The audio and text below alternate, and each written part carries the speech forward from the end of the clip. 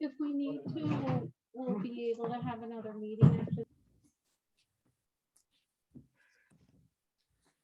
All right, I apologize, everybody. We'll start with the April 19th work session of the Scotia Village Board. Everybody's here. Our first topic of discussion is the budget. Is there anybody who would like to start? We have a couple of interesting new Why don't you start with that? New news today. We got a letter from the county treasurer that they refigured the amount of the sales tax. So we're getting, is it like 30,000, Maria? 28,000 More. more than we had anticipated. Actually, it was what they originally told us, and then he went back, and then he came back again. So it's a good thing. And then, what was the amount of the other one? So the state aid, they restored it. They were from quite 20%. They restored it in the government's budget, so we can increase that by 13,719. So state aid or sales tax is 28,000. State aid 2,750 is 13,719. Offset by a 1,001 taxes in a total 41,719. Okay, so 13,700 is, I forgot what it was right now. What was it? What state aid? Okay, so the state aid is increased by 13,000, and the sales tax is increased by 28,000, which is nice, almost 1%. So we have some other suggestions for cutting things around the edges. Wanted to make a resolution for that? Do you want to? The adjustments and then. Well, I mean, if we can't agree on the whole thing, it doesn't make sense to do partial ones, does it? All right. Would that amend the executive budget if we take the summary you sent today? Is that what the, that's what the motion would be? I mean, we should do that anyways. We have the final figures with these two figures added. It's right, it was in the, I know you didn't see your email today, but it was in the email. Joe, you have it. I gave it to you. All right. That was nice of you. You He printed doesn't them all have, for he us? doesn't have a printer. No, my printers are. I'm gonna give him my printer bill. Well, regardless of other changes, you want to make those numbers. Okay, accurate. Yeah. So those are the adjustments to line. I'm gonna read what you said. 1120 by 28,705 and 13,719. I would like to make a motion to adjust the executive budget for 21-22 to lines 1120 by 28,000 and lines 2750 by 13,000 to notices from Schenectady County regarding sales tax and aid revenues. And it's 13,719. you 13,719. you can make the number exact for us, Maria, thanks. And we're gonna, and the chips will be a separate. Yeah. Okay. Anybody want a second? I'll second. All in favor? Aye. I'd also like to make a motion to amend A3501 and A5112.2000 by 80,980 to correct the CHIPS allocation, which was another notification after the fact. So I'll second. that helps our roadways. That helps our roads. It doesn't change the budget any, because we are required to spend everything we get for that. How much is the chips? 80,980. Okay. Okay, all in favor? Aye.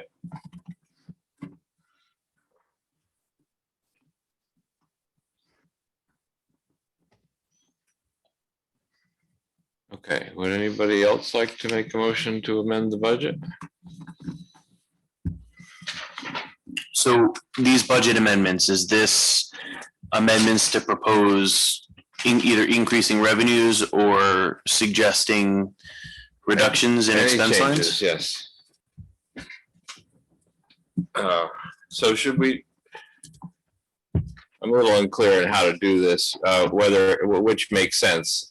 Should we just have a discussion and do it when we're done, or vote on it when we're done, or should we do it piecemeal? Well, I think each line that you amend should be a separate resolution. Okay, So every revenue, if you were to increase or decrease the revenue, you would you always have to have an offset. okay, Which I assume would be real estate taxes. fine. So I'd like to enter into a discussion, and then once we have the discussion, then Okay, make the sure. proposed amendment. I'd just like to bring up the item regarding park guards. I know that the increase in state aid does gets us to almost a point reduction, but I want us to begin as a board thinking about not only the revenue value that certain elements of the budget could bring, but also the potential for duplicate services. And for something at the park guards, how it's been presented in the past as being a crime deterrent and or vandalism deterrent, with the realization that there's only been 11 calls made to Scotia PD over a 3-year period. The fact that we now have cameras to investigate crime. Also the fact that the Scotia Police Department make regular and routine patrols through Collins Park, both during the day and the evening. I'd like to call on the question on whether or not the $12,000 could be either reduced or eliminated if we're looking at them as being security guards.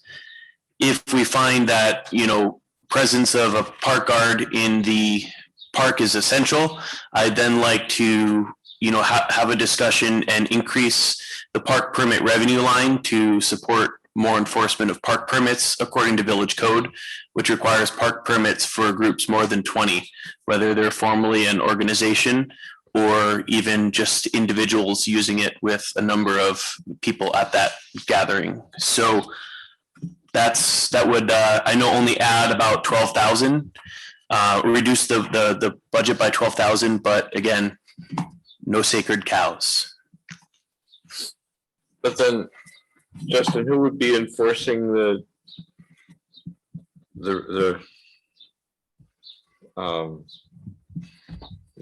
picnics in the park?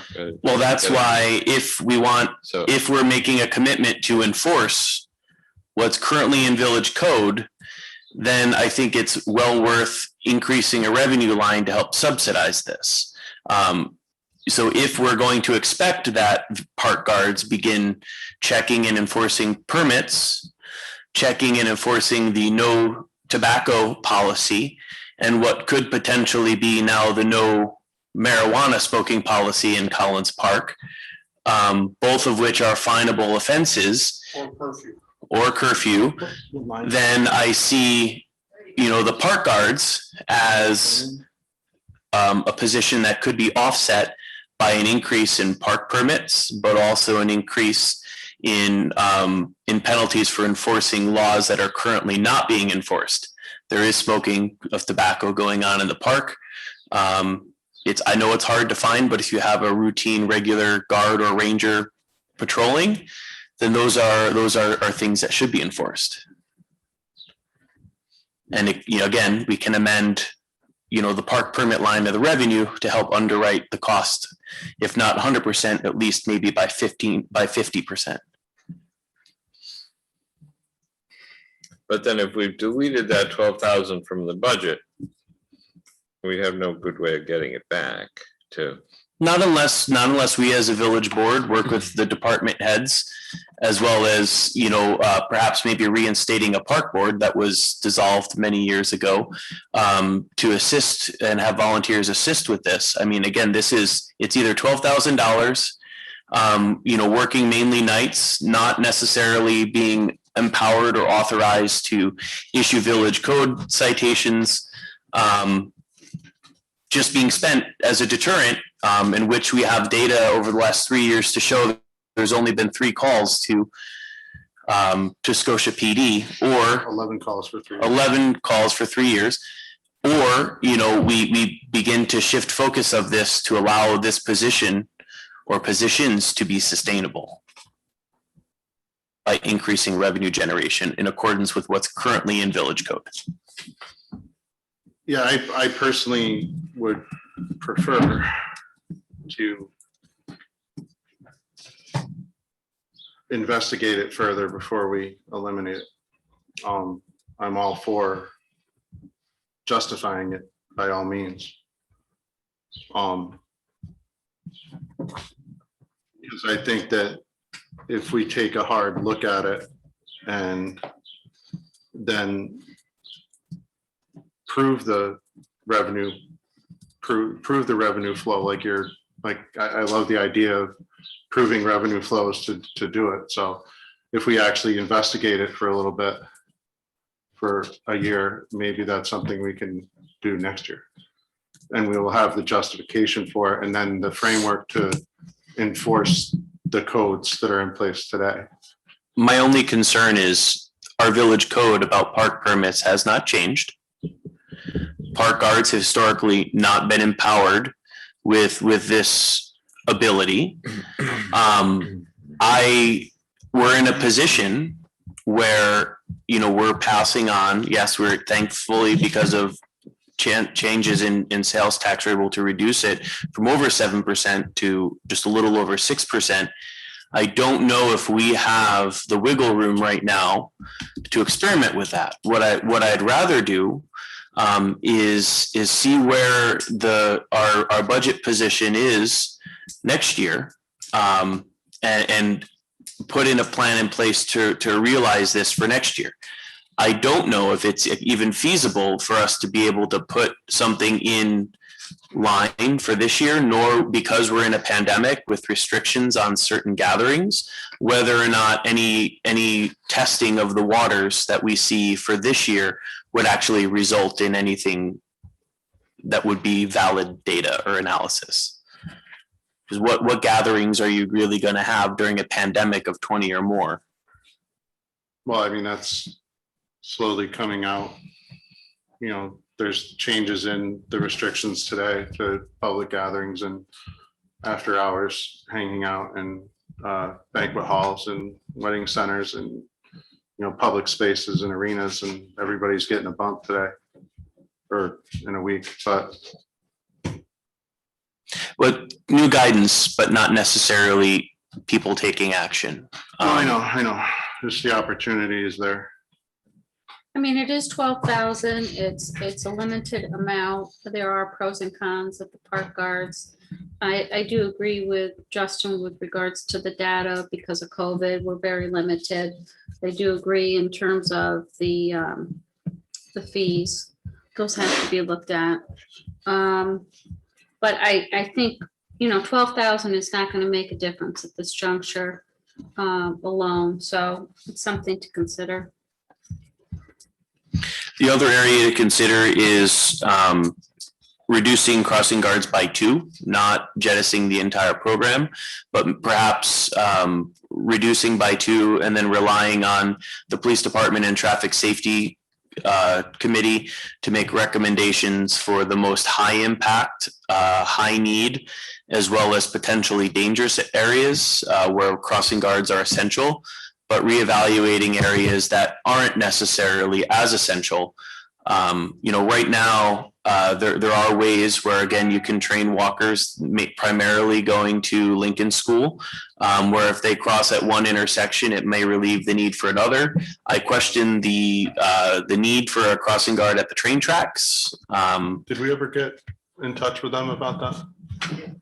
The railroads? Yeah. I haven't gotten any concrete answers. If it's a requirement or not? It's not a requirement, It's not? nothing that I can find. Okay. So, again, we're just reducing by 2, and evaluating the need, but keeping the integrity of the program to make sure there's safe passage for students. I also reiterate that this should be and continued outreach to the Scotia Glenville School District to ensure that there is some sort of shared partnership with the school district and the village on this. It's permitted by law since 2009. So what 2 are we talking about, and what does that save us? So if the overall line, I don't know the exact amount that's paid per year, but if it's 33 and that is including 5 crossing guards, I believe. So we reduce that from 5. How many crossing guards are there, Dan? 8 crossing guards, so you reduce by 2, so you're doing 6 crossing guards at whatever their annual rate is. And the total line, Is it 33? I think it's 33. Maria? 33 divided by 8, that's a, Yeah, there's 9, Joe Massey, Al Vetras, Bridget, Kathy, James, Michael, Cindy, Cindy Vaughn. So there's 8 spots? 8 posts? How many posts? How many posts?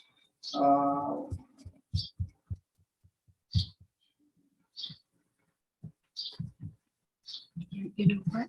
I think that's. Because I see Because we get reimbursed for grand and change. Mhm. which comes the out. 5 by Lincoln, so 5th and Cuthbert Railroad Tracks. Fifth and Y, Albion and Y. Merlin and Maryline and Albion. Yeah. Cuthbert and Bly. The railroad, Comfort and Y, and Skinnerhorn and 5. Is there one by SAC? So, So that's. what came to my mind as a Lincoln parent walking to and from school and sometimes driving on bad weather to and from school.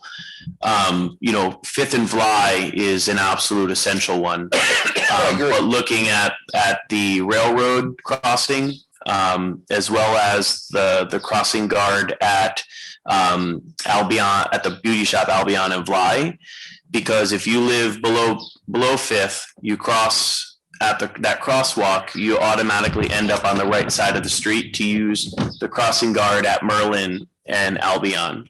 So, and if you're coming from Cuthbert, if you are using the crossing guard at Cuthbert and Fly, or if you live on Pershing, Halcyon, or Commerce, you cross at Cuthbert and Fly, and it puts you on the same side of the road that you need to be on in order to get to school. And you don't need a crossing guard to get to Lincoln at that point. What line is that again? How much is it? 6, right? Yeah. 6 spots, 5th and Y. So of course, I'd like to leave it to traffic safety and police to decide which actual spots get, reduced, but kind of based on my experience, my observations, it does look like we can reevaluate and reroute walkers. Should we just put it before the traffic safety committee just to talk about that? Maybe if we are gonna limit spots. Yeah, and Well, I personally don't feel comfortable with that. Really not the crossing guards and stuff like that. Who's to say one spot's more important than another one? I don't think that's within our charge per se. All those spots are picked for a reason. I understand where you're coming from, but I think something happens on one of the spots that we suggest that the crossing guard not be there, and then the liability falls on us. You know what I'm saying? I get it. I just wonder why other schools like Sacandaga, for example. I mean, traffic congestion on some of those streets by Sacandaga, granted not in the village, don't have crossing guards. But you go to Lincoln and you essentially have a crossing guard on every corner. I've asked for, since we started discussing this on utilization, on how many unaccompanied walkers do we have? I've asked for how many walkers do we have in general? And I understand that it's hard to make, decisions about these things without data. But again, this is not the first year reduction in crossing guards has come across the budget discussion on restructuring and reutilizing them. I guess I'm okay with waiting for more information. I just need to know when that information is going to come. We can meet and discuss it as a committee. We will do that and see what the general consensus is. I'm not gonna, but if the difference that I see between Sacandaga and Lincoln is Sacandaga is sort of like a controlled area. There's like a certain way that you have to go. Lincoln School, and I'm sure if you've driven back and forth, those people come out of everywhere at every speed, and it's crazy down. And those kids. We almost had a kid get hit there the other day, one of the crossing guards, sorry, Kevin. No, We almost had a kid get hit there the other day, right by Lincoln. That's a busy traffic area. Obviously, public safety is gonna be huge. You cut it, you're not gonna go back. I certainly understand what you're talking about, but if you compromise, so the railroad position, that's something, obviously you guys can decide on. The busy traffic areas are just. And I get it, but when are we as a village going to say that crossing guards are a school operation? The law was changed in New York State that the burden of crossing guards is not something that needs to be borne by the city, village, or town alone. At some point. I don't mean to cut you off, but I have, with the police committee coming up, I have to meet with them on a quarterly basis, and all the principals. Well, I think the subject matter. Talk or mayor, whoever feels appropriate, it might be a way to address it with them and push it that way. I do agree with you. I do think they should come financially. That's a personal opinion, but obviously, I think that might be a way to approach it. If you need something. Speaking as a member of the traffic safety committee, I would put part of it back on the school and say, look, we've got to cut 2 or 3 of the positions. Where should they come from? That's exactly my point. Where do you think they should be? Okay. And start to have them be involved and, have some skin in it. And If you want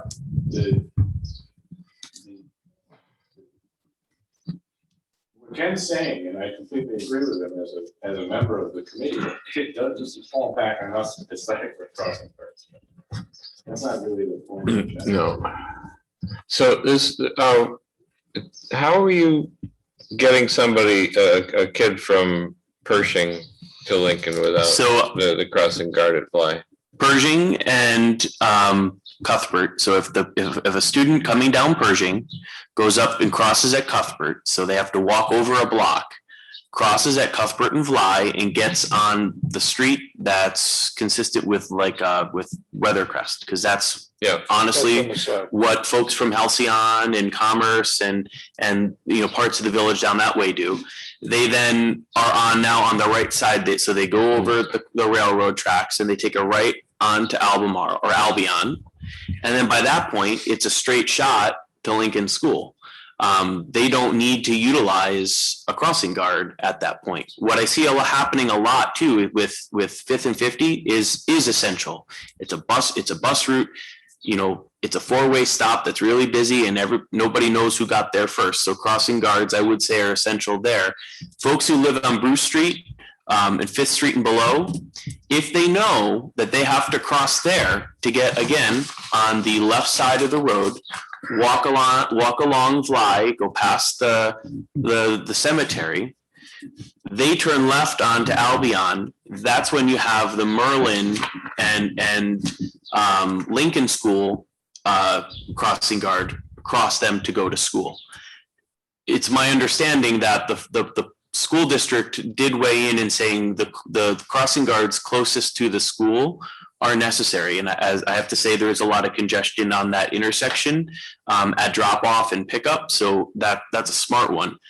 But again, you know, if we don't, unless we have a commitment, a firm commitment in writing from the school district that they're going to start covering a portion, not all, but maybe a portion of these crossing guards. And their budget process is already done, and it's just as challenging this year for them as it is for us. We have to have these conversations, and crossing guards have come up year after year after year. And, you know, we're out of room. We're out of room. And the public hearing was clear that people want to see some reduction. This is low hanging fruit, but it's an opportunity for a shared service. If I have to speak as a resident of Albion, and my dad worked at Maryline Post for a few years. The school district was really hesitant to see people crossing at Maryline across Albion, because you're not at a stop. They wanted to see them cross at the stop sign and go across and then come down, instead of in the middle of the street where he's trying to cross both directions. So they were really hesitant about even putting that crosswalk in to begin with, because there's nothing to slow people down. Yep. But they rather encourage people to go that way and then down.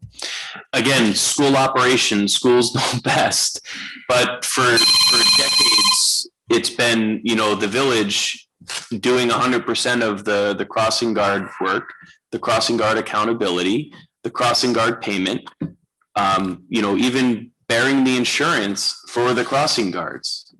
So again, we need to seek shared services. We're at the 12th hour. I would love to say, you know, it's a shared service for this year. That boat has sailed. You know, I think this board can say we reduce the crossing guards conservatively by 2, work with the school district to reassess the location of those crossing guards. And, you know, if those 2 crossing guards need to be restored, that then becomes a shared service with the school district, where that cost for those 2 crossing guards are shared. And then again, we maintain the current crossing guard structure. Negotiations and things have to start What somewhere. are we talking about for money? That's, It's like, but with the park guards and that, it's like 23,000. I am all for investigating it. I can't, I can't support reducing something that doesn't have a firm in place thing for it today.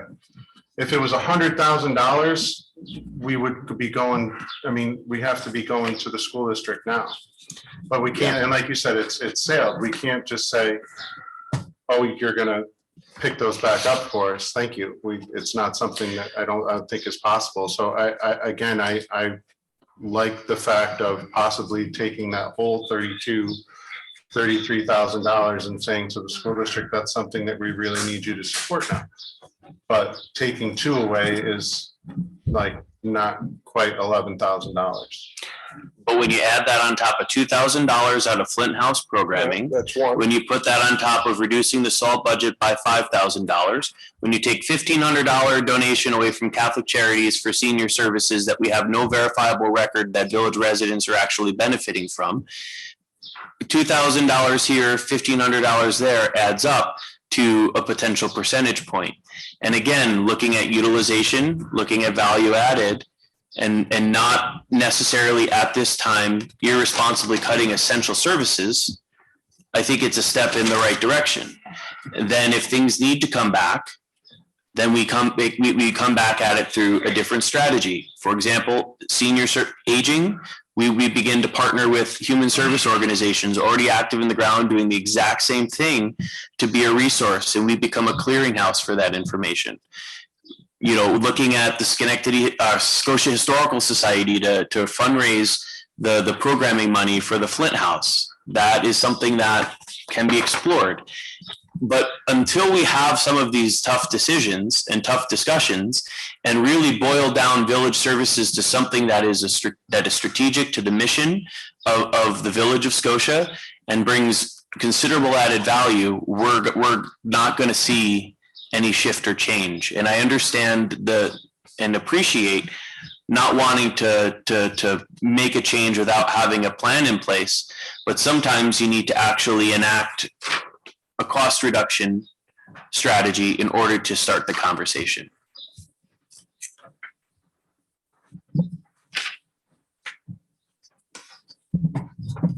I know it's not popular, and I know there's folks probably at home wondering, wow, geez, what happened to this guy? What did he eat? But I do think we owe it to village residents, we owe it to ourselves, and quite honestly, we owe it to our employees that rely on us, that we look at every possible avenue to make the village sustainable. I just can't support the reduction in crossing guards at this time. I have trouble with I mean, I know that I drive people to the senior center for the Catholic Charities meal site. And it's such a small amount. Volunteer, right, Tom? I don't get paid for it, right? You're not realizing some of that $1,500 gold nugget. Yeah, no, not hardly. I also disagree strongly with cutting the Flint House budget, because it's so small, and we're I know we're barely holding on down there, but we really need to hold on until we get something, the volunteer committee going, and to the point though that fund might be something that there's going to need to be a serious investment in time, resources, or volunteer services to get monies to fix that place, because that place is not in good repair. Correct, and a nonprofit. Long term, that you may realize that loss of $2,500 for sure. But it's for $2,500 for programming. It's not capital expenses. Which brings capital expenses come out of the park budget. It's $2,000 for programming. The Village of Scotia does not provide $2,000 sponsorship, to my knowledge, to sponsor a concert at Freedom Park. Nor should we be expected to do that. We provide the maintenance of the facility and the stage. Freedom Park Foundation, which is a 501c3 nonprofit, privately raises money to support that concert programming. The Scotia Historical Society can and should do the same thing. A community nonprofit has more of an opportunity to get programming grant funding through historical societies and the New York State Department of Education than a municipality can.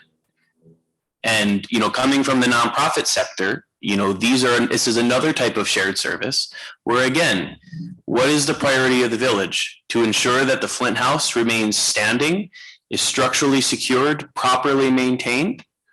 Or is it to be in the programming business where $2,000 won't even cover an ad in the Daily Gazette? Maria, does that 2,000 include the certifications that Bev has and the publications, or is that separate? Is it? Okay. But I think you should just start making motions at this point, and then just to be able to move forward. So I had a question just with the Catholic Charities. Sure. The meals are provided by the county, right? And then the transportation. I don't know that. For the seniors, the Catholic Charities is mainly a donation though, isn't it? Yes. Okay. And then the town. Yeah, provides certainly the not for any transportation? specific meals or anything like that. Sorry, what was it?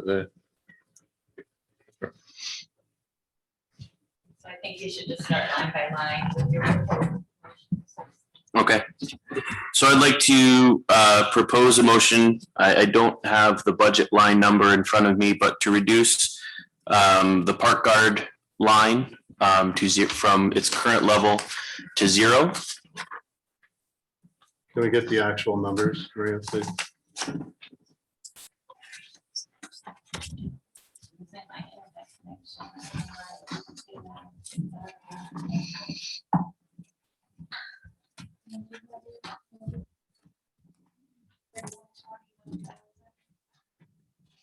What? 31,21,000 is like 1,154,923. Yeah. budget. Go ahead, zero it out. Park guards are. the School guards are 33,150 and the park guards are 12,360. So you would be reducing 31,21,000 by 12.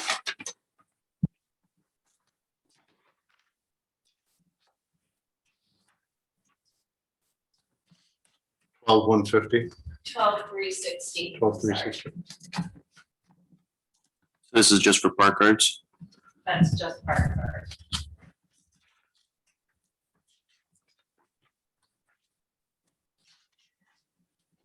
What was the account number again? 31,21,000. So I'd like to make a motion to reduce account number 31,21,000 from 12,360 to zero. Go a second.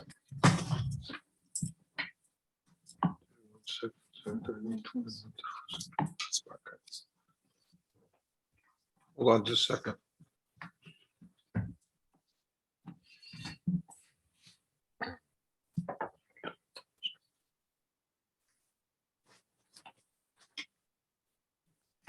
Let's see what I'm saying.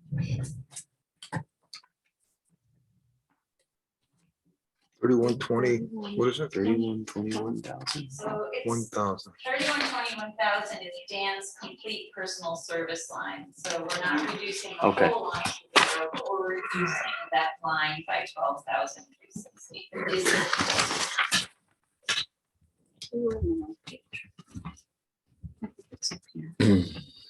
How much, Maria? 12 grand?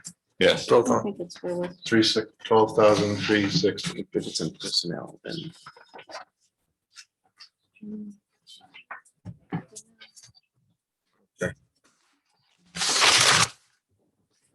Do we have a second? Maria, Going what- could you kindly tell us where it is? So It's the police budget line. It's a personal service? It's reducing that number by $12,360. So within the detail of Dan's budget, he broke out each position. Then in the executive budget, you see that as a total. But in his detail, the value of the park guards is 12,360.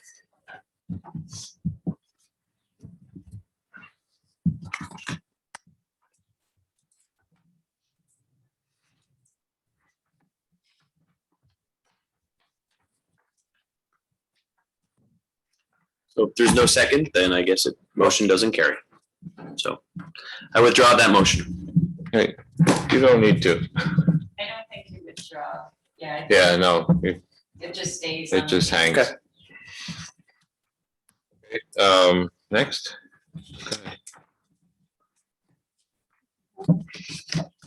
So the next, so Maria, if I could just, what is the actual total cost for 2 crossing guards again? So I don't think Dan would be better for that. The total cost is 33,150. So if we reduced by 2, what would that budget line be reduced from? 33,150 divided by 6. Right, 8, I think he said, didn't he? He said, Well, there's 8 crossing guards. But only 6 positions. spots. 6 posts, but he has like, I'm sorry, Dan. $11,050. So 2,550 times 12. So. What is it? $11,050 with I 33. agree. And the Can reimbursement, confirm. the reimbursement is included in that? Yes. Okay. And that too is reducing 21,000 Sorry, third, 1,000 by 11,005 to reduce to, right. I don't think what do we call crossing guard, not positions, but, posts. Yeah, 3120, 1,000 reduced by 11,050 What dollars. was the dollar?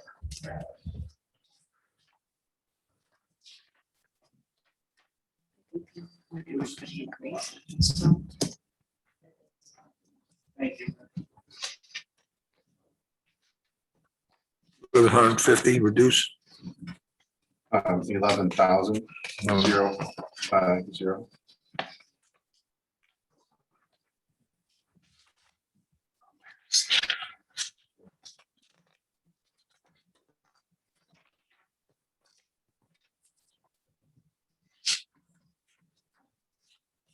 So I'm just trying to find the account number. Same thing.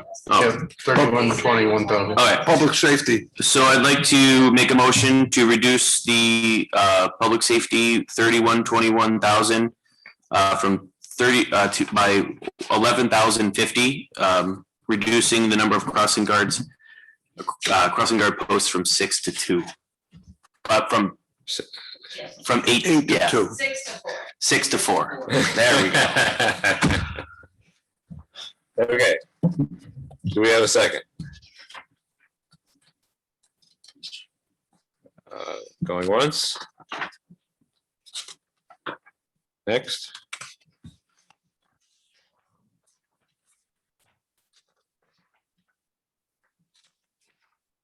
So where's the salt line? 51,42,48.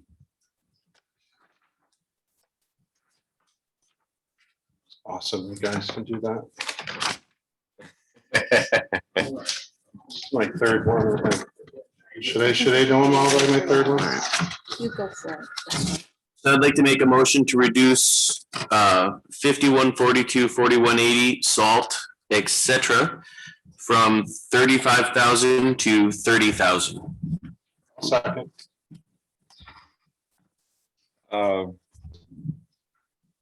Can we, on a question, Andrew, is that something, is that a gamble we should be taking? It's still. It's still a gamble. 5,000 more than last year. So. Okay. Right.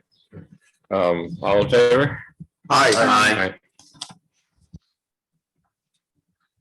I'd like to make a motion to reduce 6772 4,000 program for the aging donation to Catholic Charities from $1,500 to 0. Do you have a second? Going once?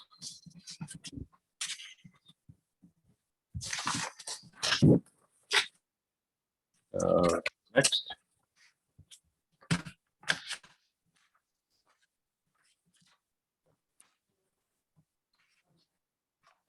So just Mhm. the next 75 to 10, 4,100. 2,000, 1,500 is Flint House and 500 is Community Garden of that 2,000. Ooh, George's sacred cow.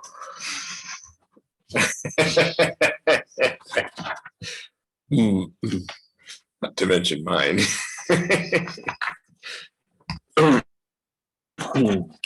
That was 72. So 75, 10, 4,100, I think it is. it's $500, since, you know, we're talking about things. What does that $500 do for the garden? To the point, I know it's only $500, but the exercise is validity of paying for things. What does that $500 do for the garden? Depends on the year. If you have to buy all new wood. Well, that's what the fees yeah. for the members pay for that. Okay. It's, I'm, I mean, I don't know if Jim will be able to help. I don't know. Like this year, you have so many. yeah, I've been noticing the emails. I gotta, So I and don't know. there's 5 that I gotta rebuild. that line has been historically for supplies and I don't know what else. So that money is for that, that revenue is not put into that 7510 account.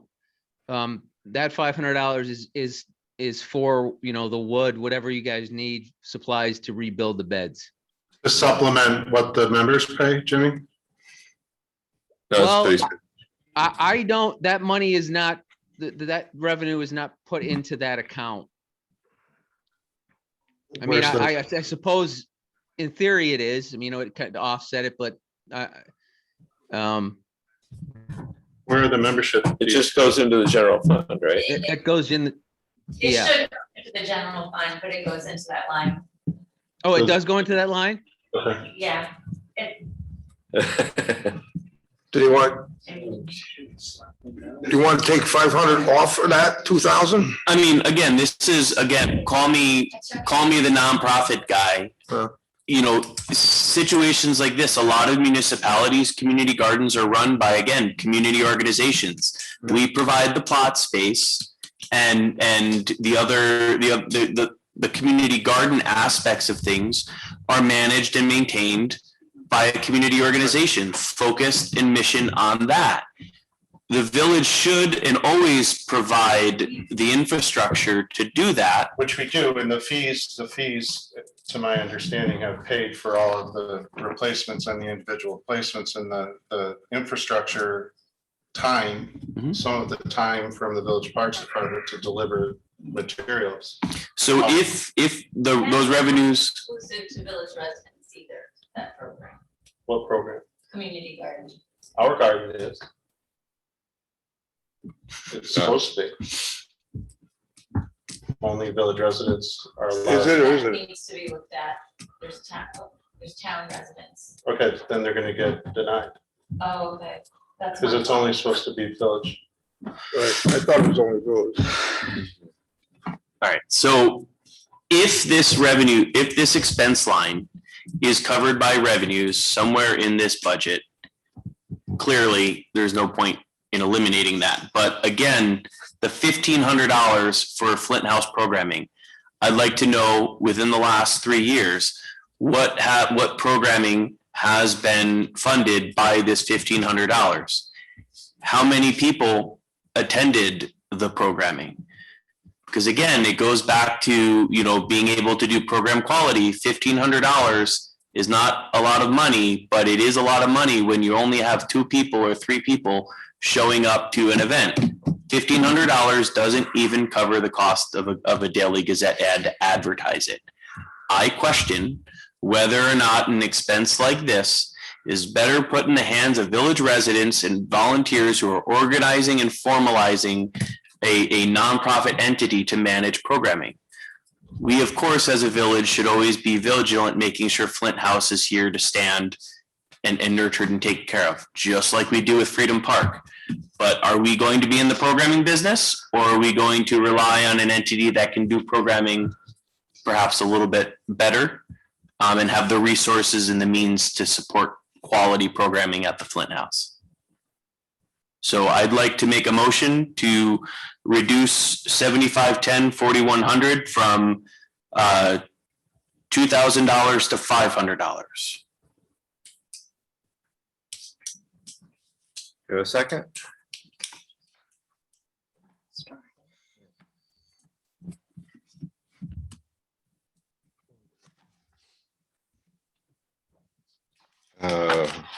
Next item.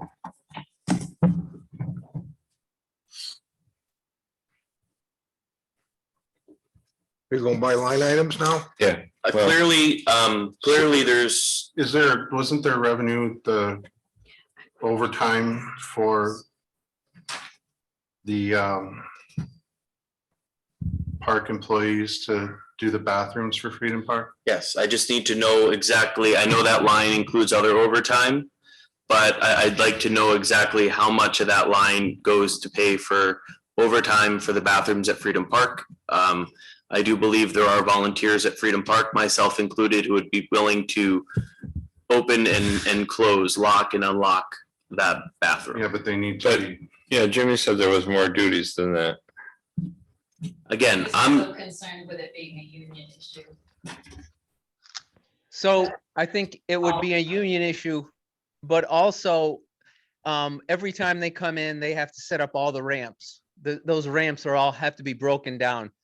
So the ramps all have to be set up, and because it's operated on a grinder pump, many times it gets plugged, and you have to know the operation of that of the grinder pump and reverse it, and it's you know, I mean, it's just not as easy as locking or unlocking the door.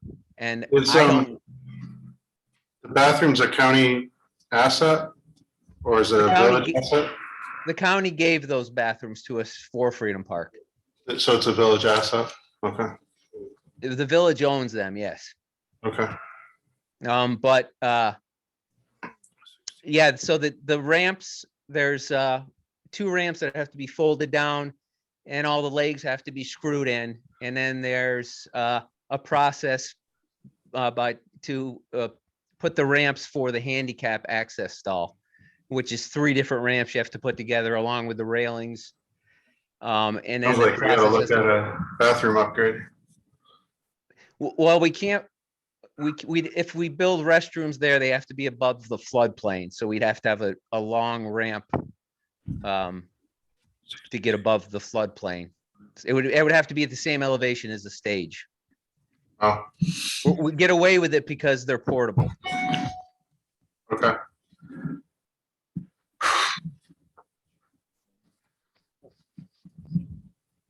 so I'm done being the only trustee trying Oh, I to find a way to reduce expenses and try to approach things through a strategic and essential standpoint. I understand everyone's hesitation about wanting to cut without having plans in place. But I just want to say for the record, I've been asking about this since I joined the board in May. On when do we begin the discussion process around the next budget cycle?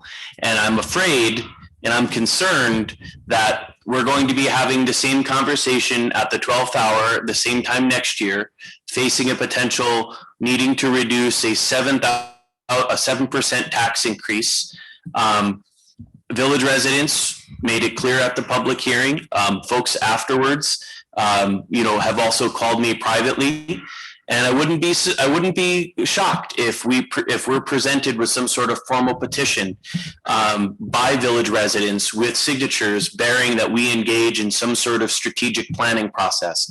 We need to be able to communicate with residents that not only are the village services that we provide essential, but that their money is also being well spent. I don't think we achieved that at the last meeting. I think there's still a lot of questions. I think there's a lot of concerns. There's a lot of misinformation.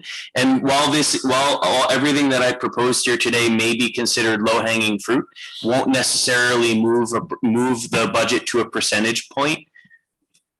What are we doing? How is a 7% increase year after year over the next 5 years going to be supported by the majority of the village residents? Maybe it is. Perhaps there's a silent majority at home that did not come to the public hearing. But the point is, we need to be asking ourselves, what does the village do well? What should we be providing? Where are areas for shared services? And based off of the motions that I presented, the chance of even having a dialogue with the school district or nonprofit partnerships, or even relying on village residents to step forward and serve on different committees to fundraise, seems to be shot down as not having a plan in place right now. And I wish I had confidence that we would not be having this conversation the same time next year. So with that, I just will remain silent. I think your statements are a little premature. I do think that everything that you presented and the way that you investigated it and the way that you identified the things that could be reductions can only be good things in the long run. and they will expand to other things that people aren't super comfortable with talking about. My silence for the majority of them tonight was only motivated by the fact that we're just trying to be knee-jerk for it, and I'm not willing to do that. I'm not willing to reduce the number of crossing guards for our village residents' children, because not everybody is fortunate enough, like you or I, to be able to drop our kids off at Lincoln School in the morning. And I've watched pretty attentively for a little bit now, there's probably 12 kids total that walk by themselves. And if any one of them approaches that railroad track without an adult there to watch it, I do not want to have that decision on my hands. Now,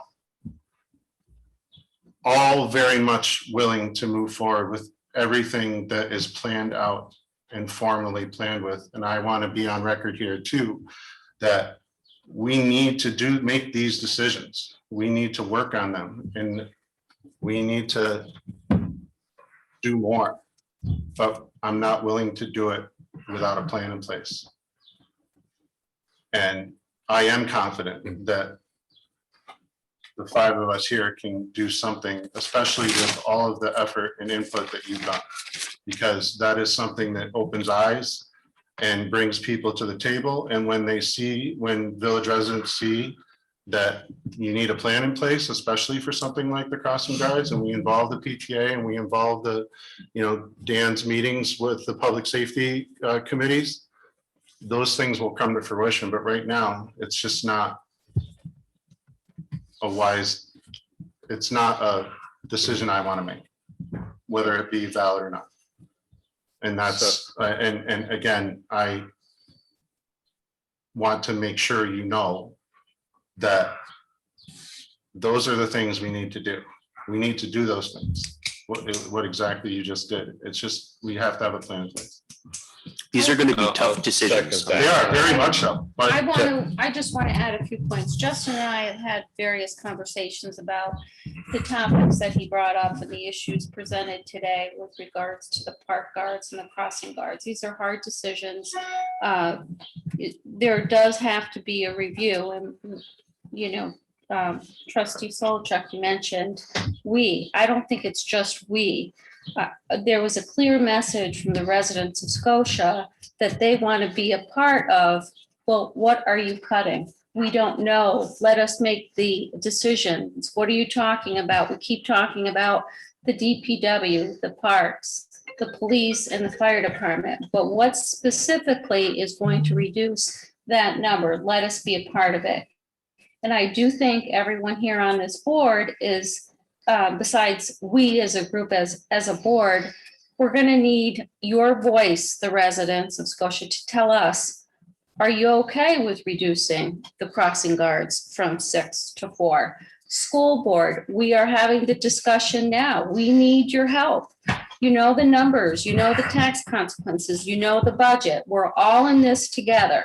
So I don't think it's a one-sided decision anymore. I think it's a resident decision. I think it's a school board decision, especially when we're talking about the crossing guards. And those are very important roles. We take those maybe, Scotia provides them, but we have this view on the budget. Let's cut. Well, this is an idea where we need the public to respond to. What do you think about cutting the crossing guards? The park guards, the police do patrol. There are cameras. It's a $12,000 number right now. Is it going to make a difference whether it's excluded? It's not going to be a deal breaker, so to speak, with regards to the budget presented. So these are ongoing talks. I do think that is a voice that we're going to have to hear from the public. When you're at the park, do you want to know and have reassurance when you're there from 6 to 10, 6 to 11? Do you want to have a presence of a park guard? Is that important to you with regards to when you're paying your tax bill? So I think these are ongoing decisions. The board as a whole agreed with the reduction of the salt. I do welcome further discussions with regards to the Flint House. The Catholic Charities, the donation is minimal. These are minimal items, which again, at the end of the day, are not going to change the bottom line of the budget and the tax increase. So for those reasons, I'm not in a position to move forward, although I welcome discussion on all these. And in all fairness, we have talked about these subjects for a while now, but we are presented at the last minute. What are we going to cut? Well, we need to hear from you, the residents of Scotia, as to what you want to do. This is a decision that should be made all together so that your voice is heard to this board. Thank you. That's all I have to say. Thanks, Heather. Sir, so do you have anything else you want to make adjustments to the budget, or? No, because based upon if we can't even. Heather, Oh, I mean, yeah, sorry. Okay. Well, I did have a question, and it may be premature with regards to our stimulus monies. I wasn't sure what the number. Do we have a number on that? No, I heard numbers, but I didn't know if we had anything official. Yeah, do we have a final no, number? we don't have numbers and we don't have instructions yet. They're. And the New York State Conference of Mayors recommended that village boards, town and city councils not make budgetary decisions off of that stimulus until it's finalized. Yeah.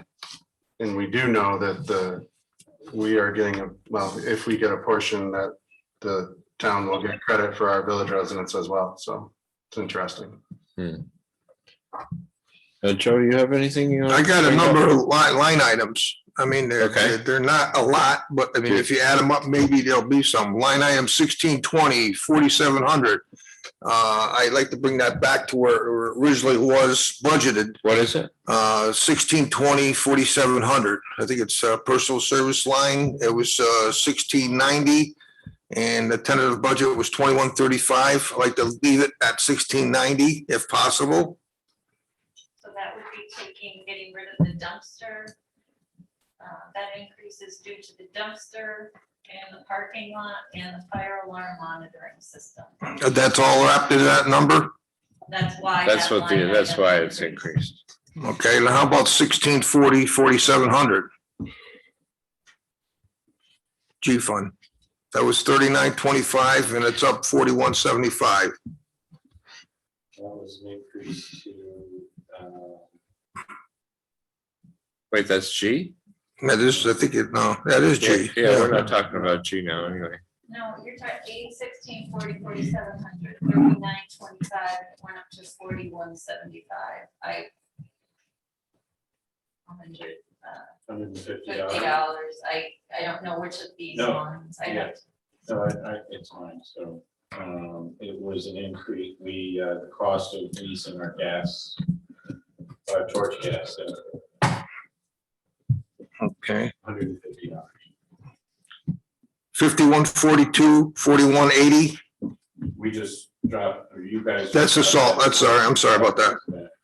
7140, 1,000 or 1,000. It's looks like a personal service line.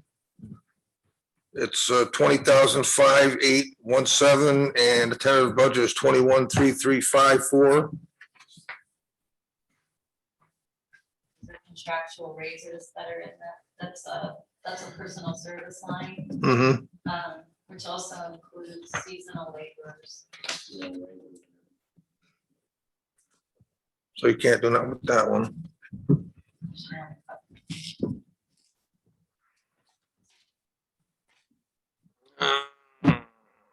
8160, 1,000. So that went up, but it was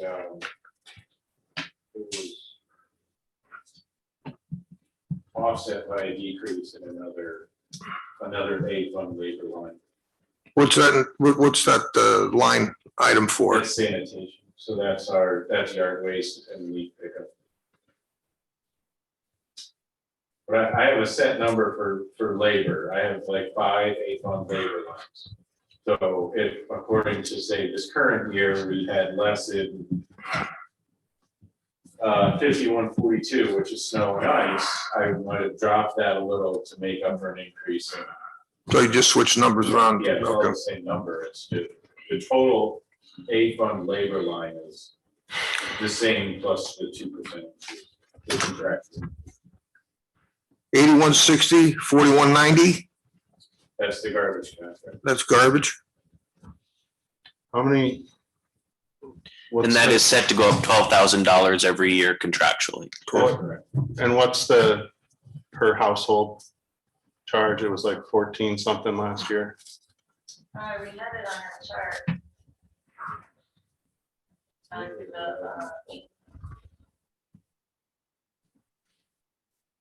So that was the only increase in that line. Okay. Garbage is 134.49 a year.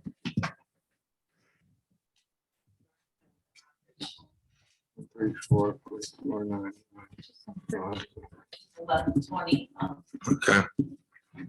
8170, 100 or 1000. Again, that's just one of those lasers. So I put more towards street sweeping this year with a decrease. And another A fund labor line to make up for that. Okay, how about 1910, 400? Is that a?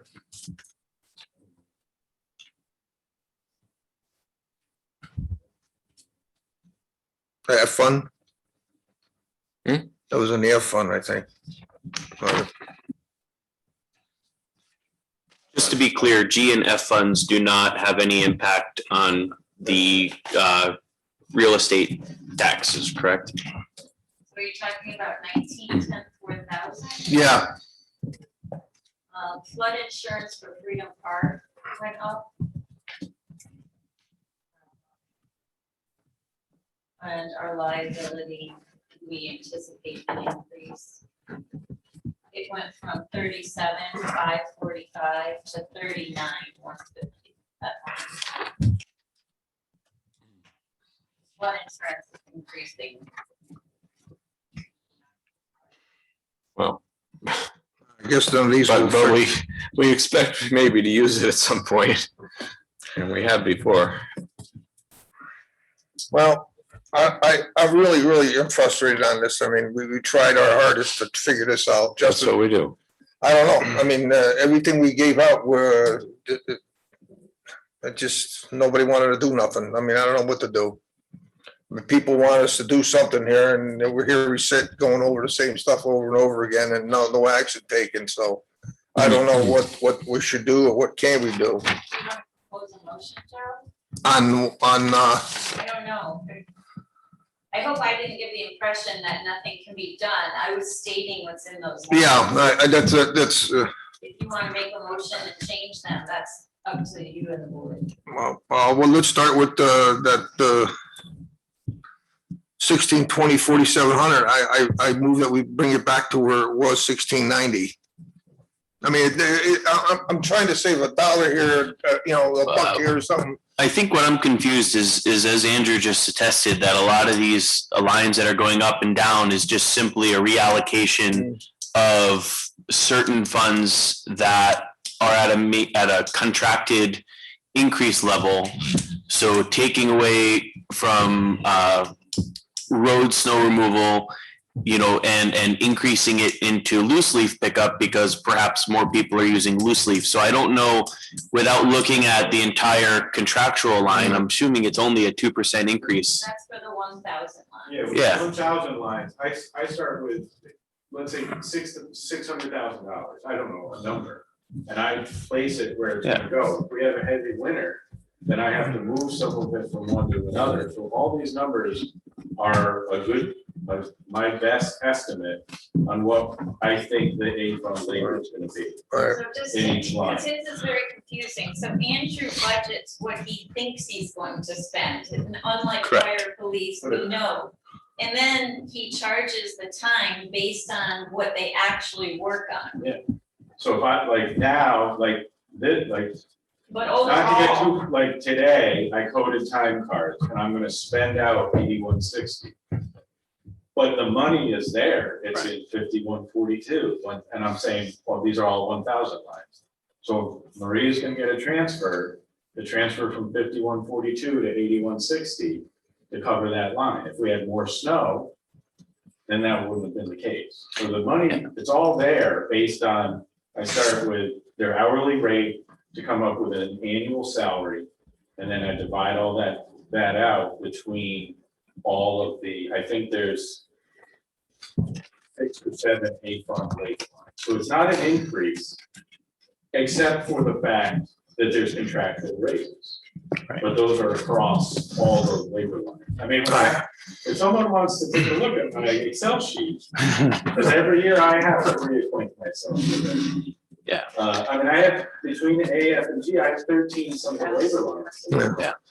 So. Well, I'm not just trying to pick on you personally. I got a little bit more educated on what these lines are for. Now I understand a little bit better. If I may, that line you wanna cut, that's for the dumpster for this whole building here. Yeah, We fought hard to get that. I mean, otherwise you're gonna have 8 garbage. Garbage can, okay. garbage. see, I didn't know if that was part of that line It item. produces a lot of garbage and once we got and it makes for good neighbors too. I mean, that's It's all. been really nice. Yeah, Yeah. I didn't know that line was in that, so That, and then that's, monitoring for the fire system, which you basically need to have now, so I mean, that's just a little bit. yeah, okay. But you didn't have before. Well, we did, but. The alarm didn't even work for a while. For the record, a firehouse does in fact need a fire alarm system. Yeah. Well, I guess, And you mentioned garbage cans. That might be a discussion for another day too. Garbage can, we went that route, yeah, it's no We good. tried that. all different garbage cans. Well, I guess you guys answered my questions. I didn't mean to pick on anybody, but Andrew just Doesn't hurt. told me where all those funds went, so that's what it's. So do we need to vote on anything else? Or is that, if we're not changing things, we just keep going? No, ask Lydia, but I think you have to you have to formally adopt the final budget. So Okay. You haven't done that yet. What's the numbers on the final budget? Do we get I got from Well- 6 to 7 to 10, give me a number here so I can be. Can you do that now, or do you want to do it in the morning? 6.30 is the tax rate increase, and 6.63 is the tax levy increase. What was it again? I'm sorry. 6.3. And 6.8 as well. That's with reducing expenses 5,000 and increasing. The only 3 motions I have are the increase in sales tax, increase in state aid, and reduction in salt. Those are the only 3 changes I have for the budget. I think that's where we were.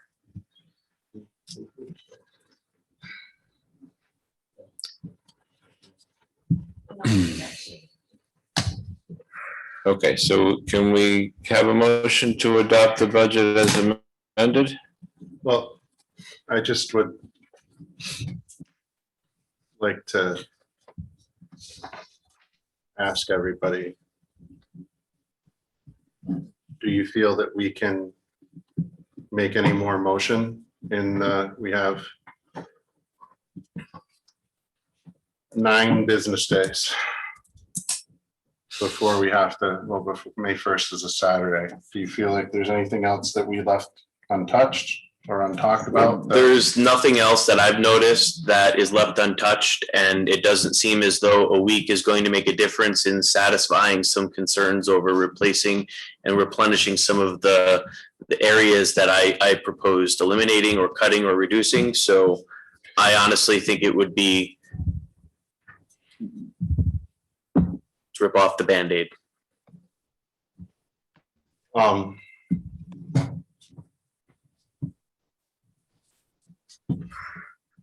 we gonna be able to get any support from the school district for? Not in a week when their budget proposal is due and it has to be elected, it has to be voted on at the next school board election. And it is over their tax cap. It's a 2% budget increase, and their contingency budget would require teacher layoffs.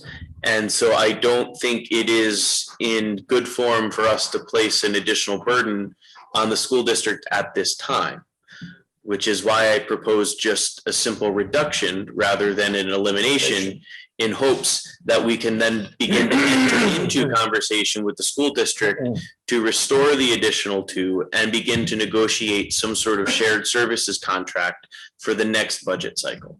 That was my reasoning behind just reducing by 2, knowing that there could be, with working with the school district, a more efficient way of having crossing guards stationed in the village while giving us time to work on that. But I'm not entertaining that motion again. It went unseconded, so. So I will make a motion to accept the budget as edited this evening with a 6.3 tax rate increase and a 6.8% tax levy increase, which is a reduction in a little over a percentage point from the executive budget adopted at our last meeting. Second?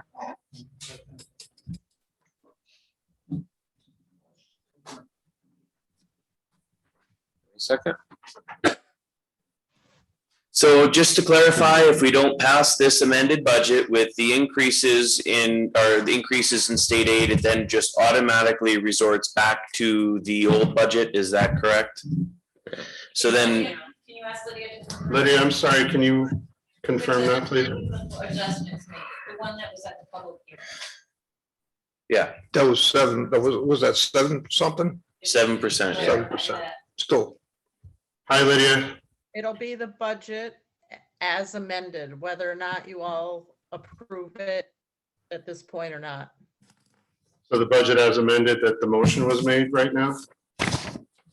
As, yeah, so if you don't adopt it with this final resolution, that's still what the budget's gonna be. what's it, 8.58, is that the, It was 7 point. No, you mean the 6.3, right, Lydia? Yes. So the ones we voted on today are good, whether we adopt the whole budget or not, right? Correct. Have to adopt the budget? I mean, I get contacted by the state, I have to file with the state the date that we adopt our budget with certification. Oh, You know what? I'm just gonna make this easy and I'm gonna second that motion to adopt the budget. Okay. Clerk call the roll. Trustee Solichak, Yes. trustee Rizzo, no, Mayor Gifford, Yes. trustee Gray, No, trustee Cook.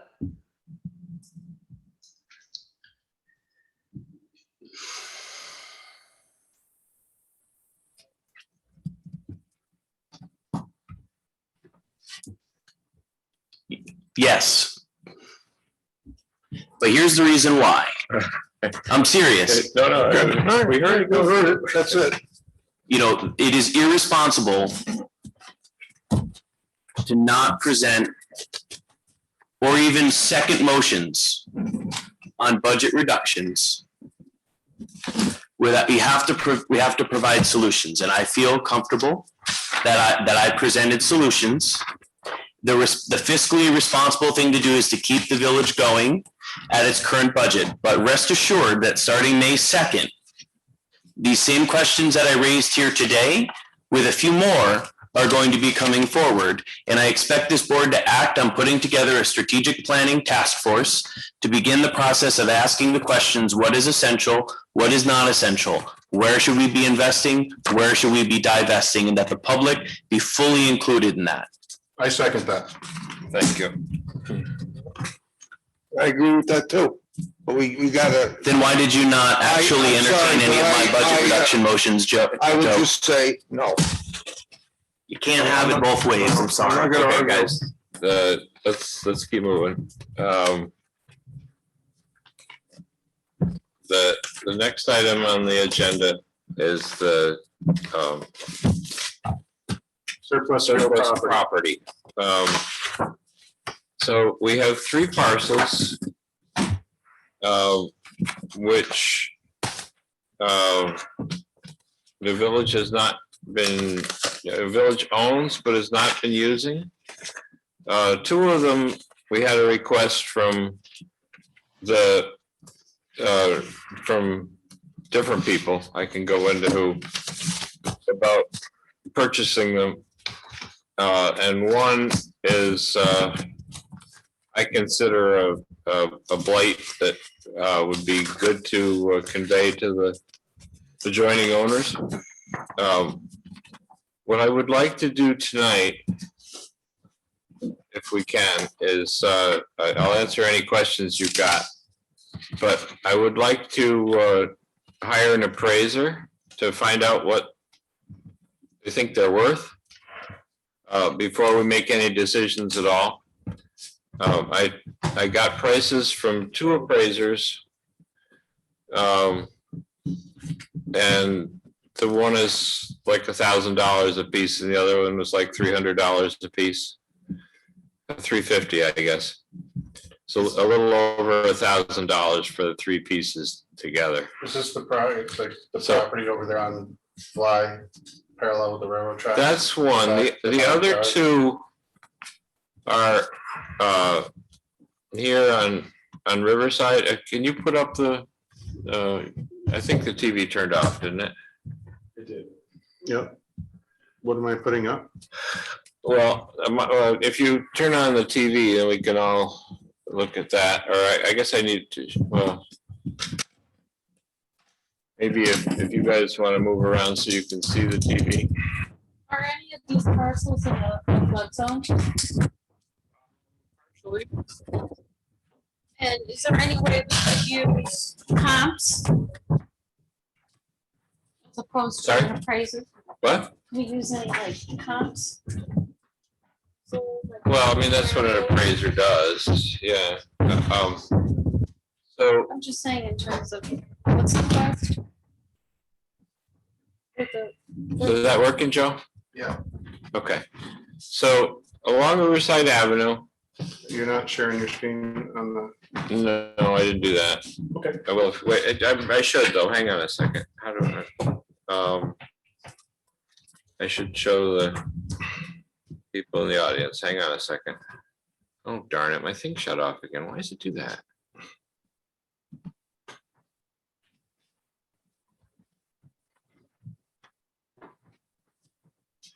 Nobody's let me into it.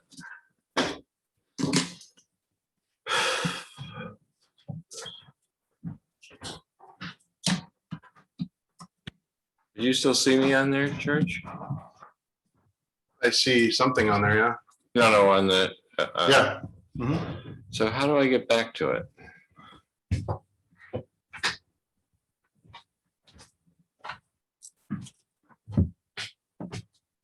Down here, right? Thank you. All right, so I want to share screen And then select the Sims. and then that one. Okay.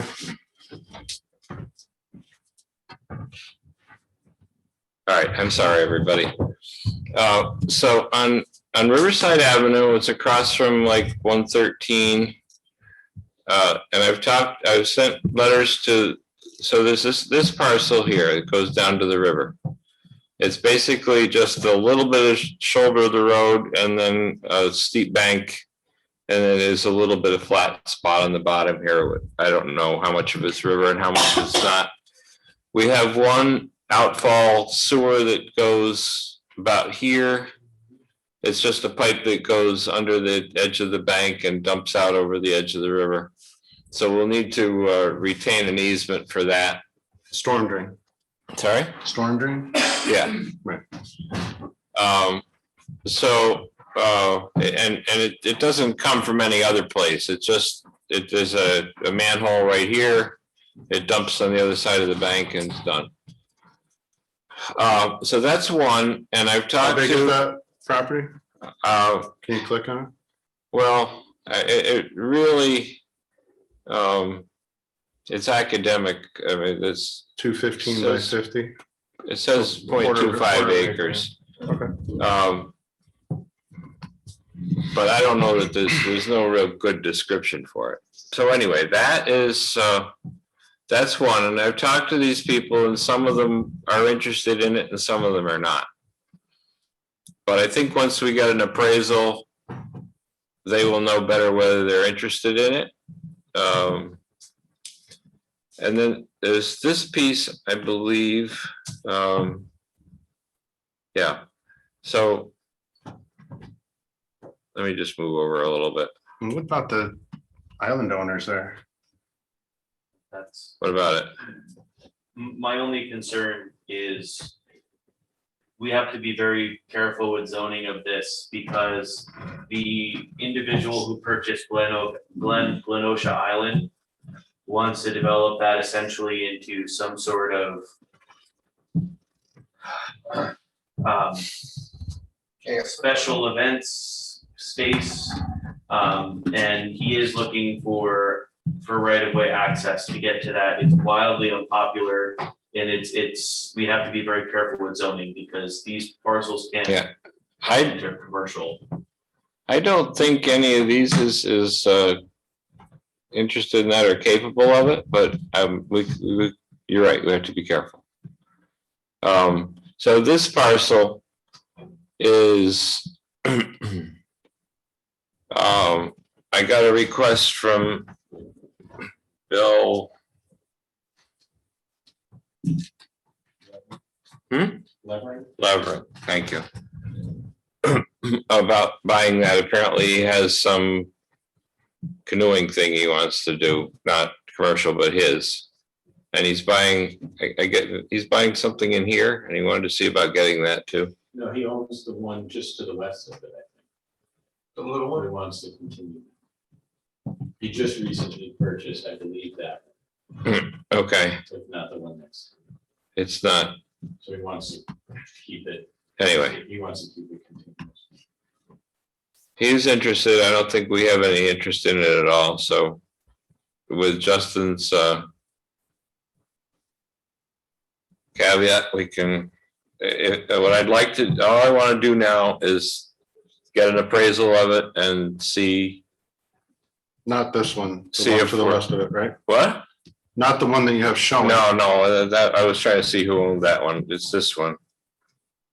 So my only question before we make this very permanent decision, there's, that area is a very common area to want to kayak where you're not necessarily in the direct currents.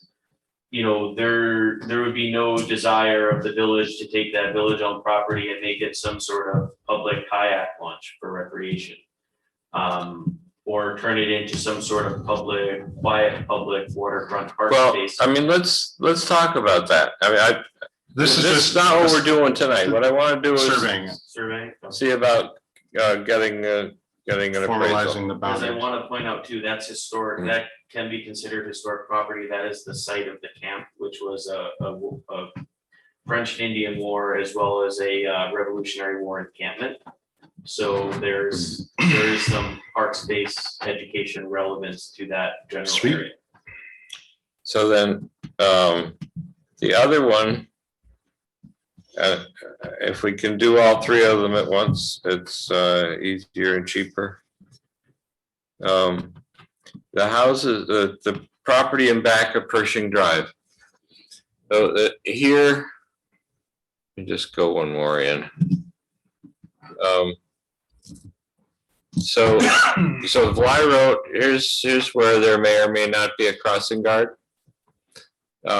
This is Vly Road.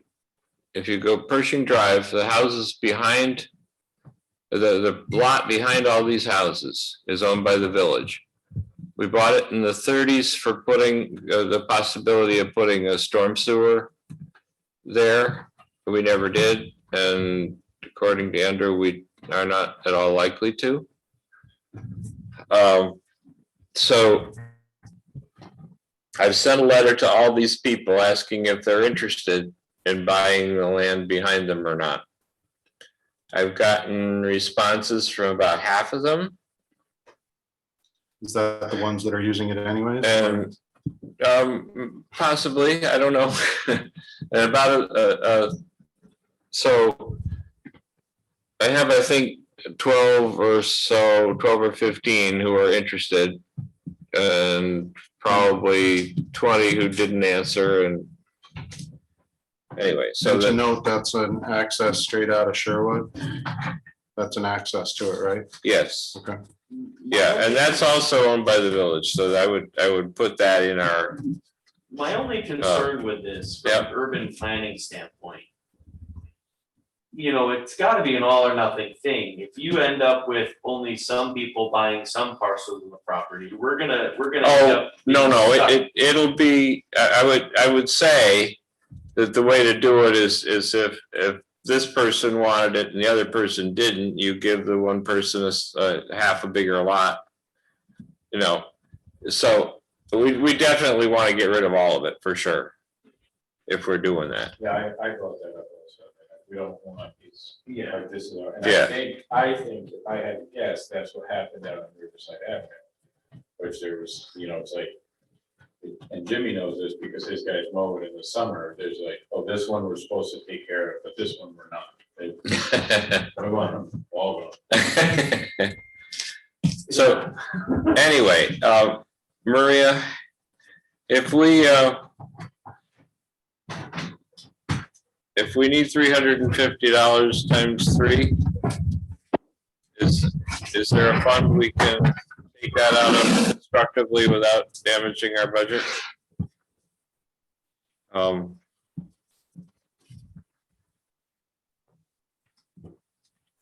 Now, that one big property, so you're just pinning the backs of all those properties? Or, I want to find out what the appraiser thinks that place is worth. the whole thing? The whole thing. And then I would think to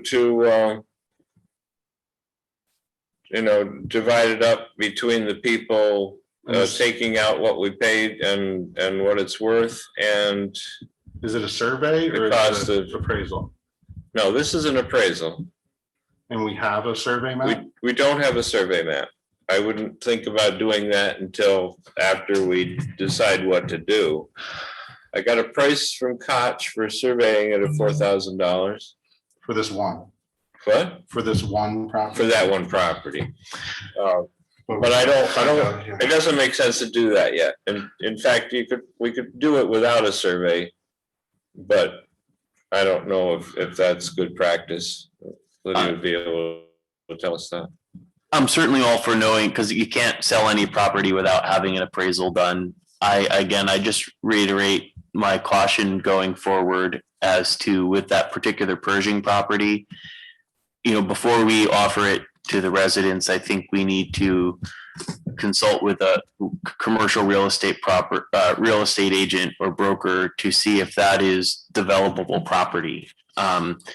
Before we start breaking it up and parceling it out to residents, that could create an issue where we end up with one or two pieces of property to maintain. I think we'll get that with this appraisal. And I really doubt that it's commercially viable for anything. It's only a couple 100 feet wide. The topography is horrible. And a lot of those people are already occupying parts of it. So you'd have to have legal fights with them for whether they, you can't get adverse possession over the village, but still and for all. How many people haven't you heard from? About half. What's that? I think it was like 40. That's still a lot So, of people. There's still a lot of people. I mean, but there's considerable interest. So that, I don't mind going ahead with figuring out what it's worth and going to the next step of being able to tell them, because if each of the pieces was going to cost $10,000 or something, the interest would go way down. Okay, if we're looking at 500, there'll be a bunch of people willing to pay for it, and if that will cover our expenses, I'm for it. So whatever. Tom, Yeah. would Koch to survey also include not just surveying the entire parcel, but putting in boundary lines, either, have lots? for- Probably not for, that was the price for just the whole thing. I doubt you wouldn't be able to carry that over. But Yeah, and it depends, we have no idea where those lines are gonna be right now. right. So, but it's not gonna be really hard to do, Lydia, because we can just extend the lines of the lots.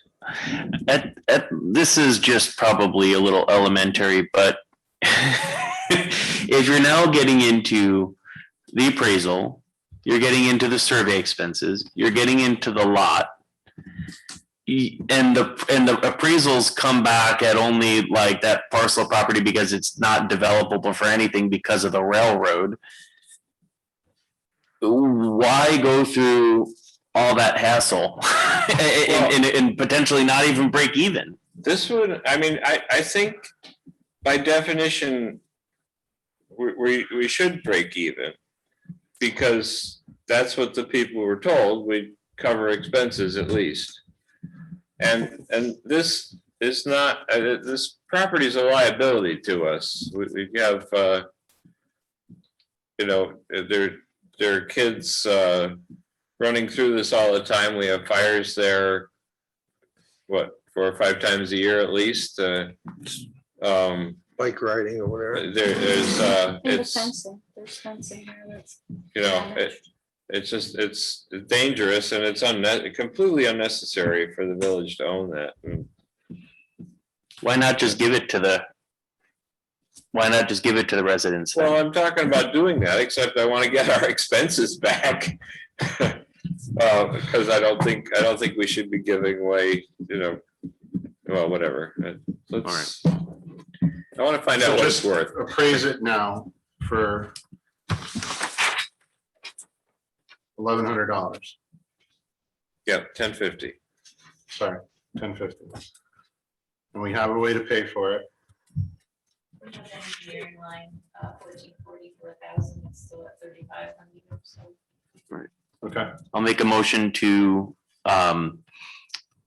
authorize the mayor to pay Contract with Bruce Priano to do the contract with Bruce Priano to appraisal of properties at Pershing Drive, off of Pershing Drive and Riverside Avenue at an amount not to exceed $1,050. Thank you.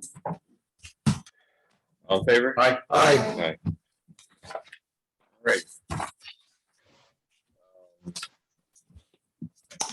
So the next item is the DHA contract. We're talking about going to executive session. So I'm going to stop the Zoom meeting. And So you want to close this meeting? Right? no, Oh, Yeah, that's a close and start executive thing, right? We'll start the executive and then, right? Made a motion to go into So- executive session. So you want a motion, we need a motion to go to executive session? yeah, I'll make the motion to go into executive session. I'll I'll second. second it. And we still have one of my neighbors on. For record, what's that? we still have one of my neighbors on the Zoom. Yeah, no, I'm gonna close the Zoom. So you just have to let me know the time you can be. Thank you. Good night. Have a good night. Good night.